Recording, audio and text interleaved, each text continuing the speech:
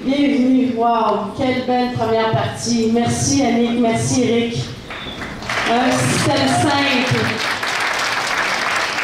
C'est important la simplicité. Écoutez, je vais me présenter brièvement et puis je vais vous parler de comment on fait un café jazz.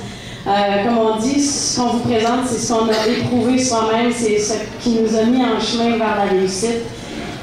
J'ai été approchée par mon parrain qui vient de me présenter, Michel Desjardins, en plein mois de janvier. Moi, en janvier, les contrats n'étaient pas beaucoup au rendez-vous. Les théâtres d'été étaient passés. On attendait le mois de mars pour que les contrats rentrent.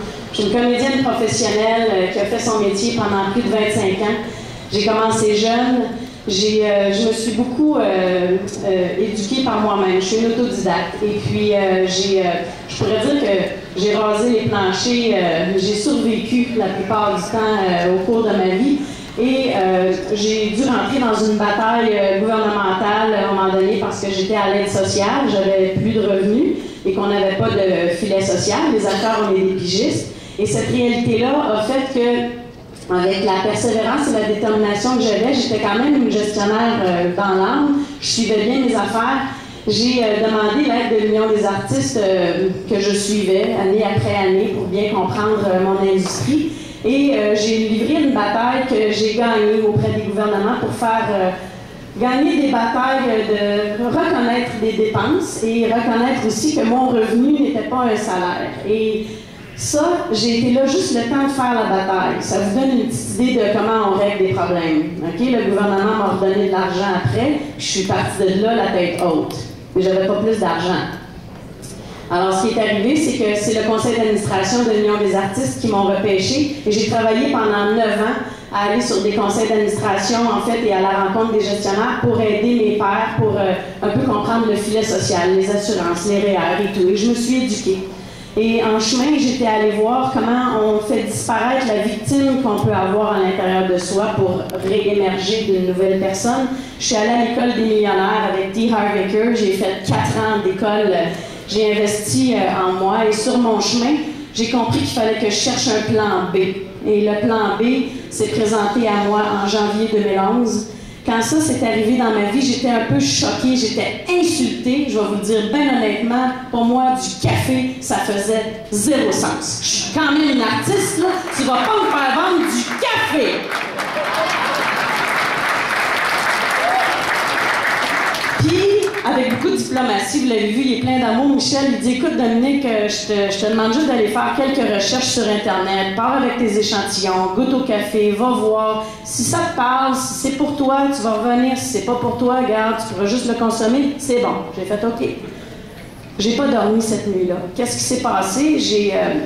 Dans mes nombreuses batailles, j'ai parrainé un amoureux cubain qui s'est bien terminé, ne vous en faites pas. Mais bref, en chemin, je savais parler l'espagnol. Et comme le Pérou était ouvert, que c'était les débuts d'Organogo, j'entendais plein de témoignages en espagnol de gens qui avaient goûté ça, qu'est-ce que ça leur fait.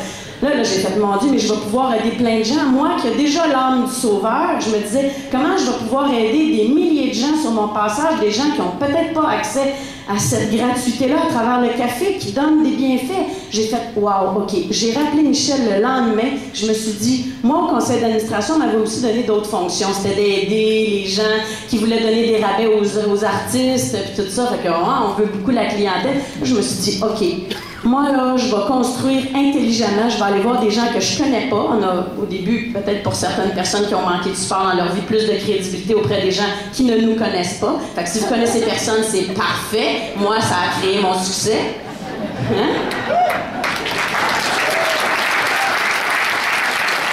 Et 5 mois plus tard, étonnamment, 5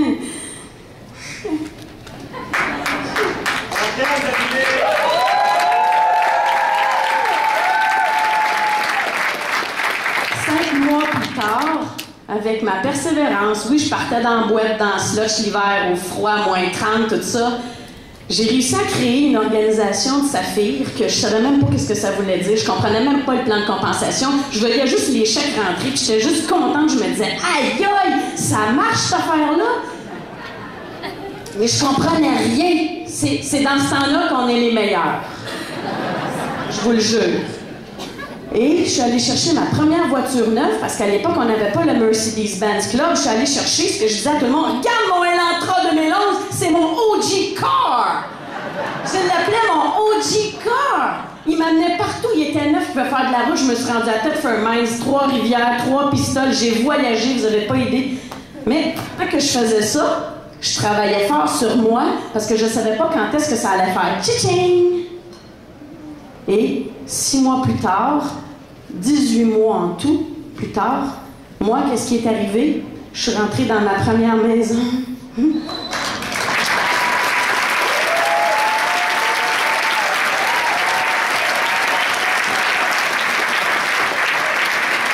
Avec beaucoup de fierté, quand je suis allée rencontrer les banquiers, puis que j'ai dit à mon père avec posture, parce que je n'avais pas avant Organogold, on va s'en reparler, leadership.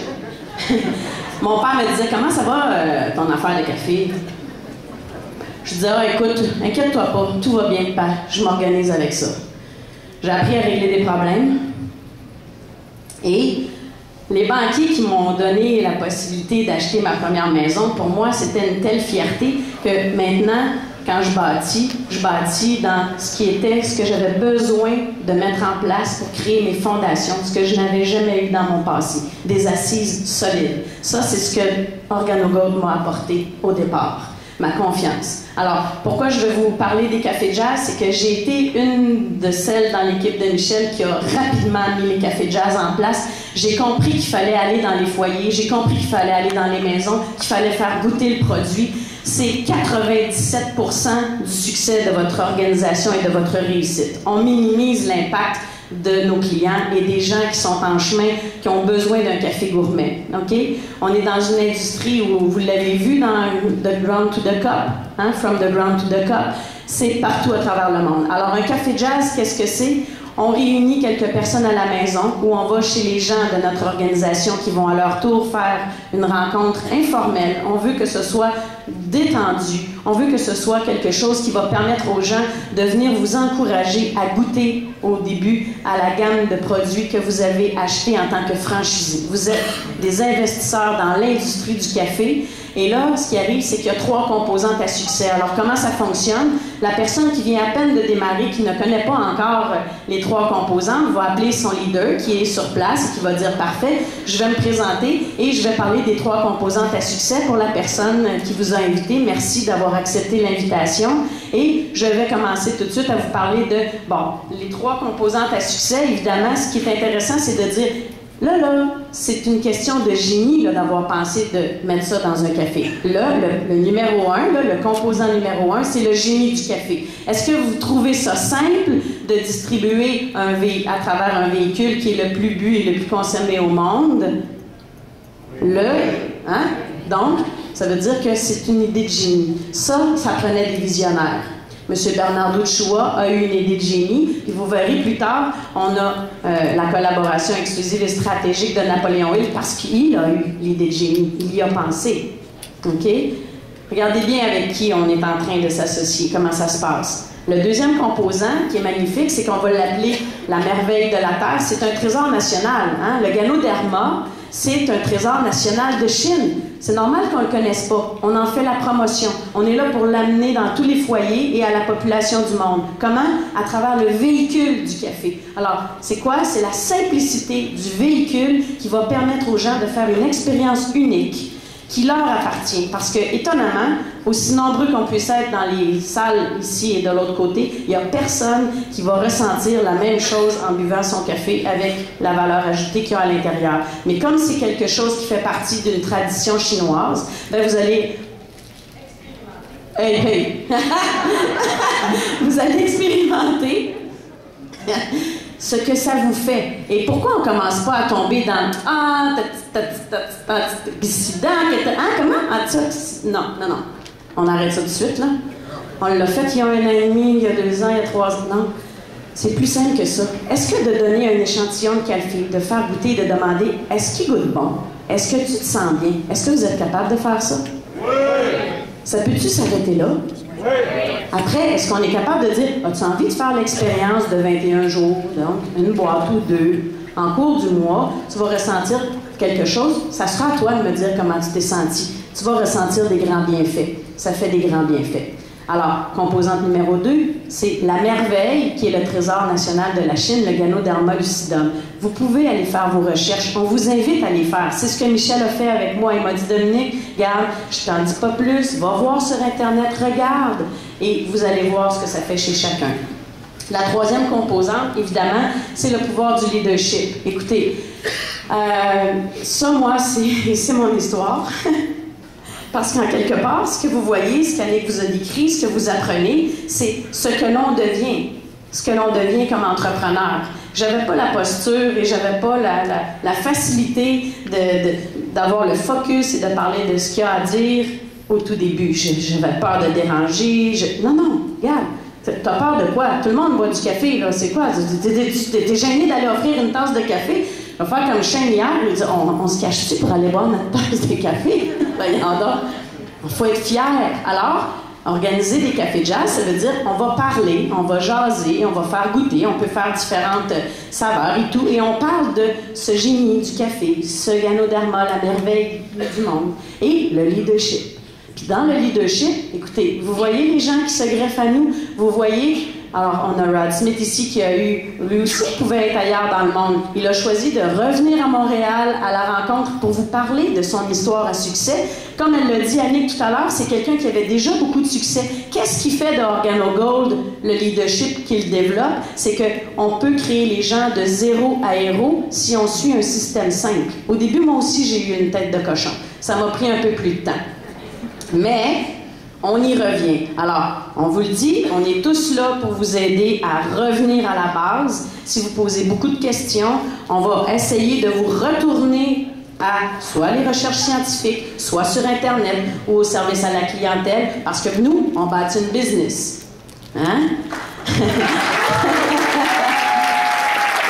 Cette business-là, c'est avec beaucoup de fierté qu'on peut dire que ça attire maintenant. Puis là, je prends le temps de regarder parce qu'on a deux styles de leadership chez nous. On attire le leadership ou on le développe soi-même. Et en ce moment, avec l'organisation que je crois qu'on a réussi à dupliquer, c'est la magie du réseau, hein, c'est un modèle d'affaires. Je pense que quand on prend soin des gens et qu'on regarde comment on peut s'améliorer, il n'y a personne qui, en travaillant sur lui-même, n'atteint pas le succès qu'il s'est fixé au départ. Et comme on est associé à Napoléon Hill, vous allez en réentendre parler au cours de la journée, on applique des principes de réussite parce que c'est aussi un de nos logos, une de nos fiertés. Je ne veux pas en parler beaucoup, mais ça fait partie de tout ce qui est dans le leadership OrganoGold.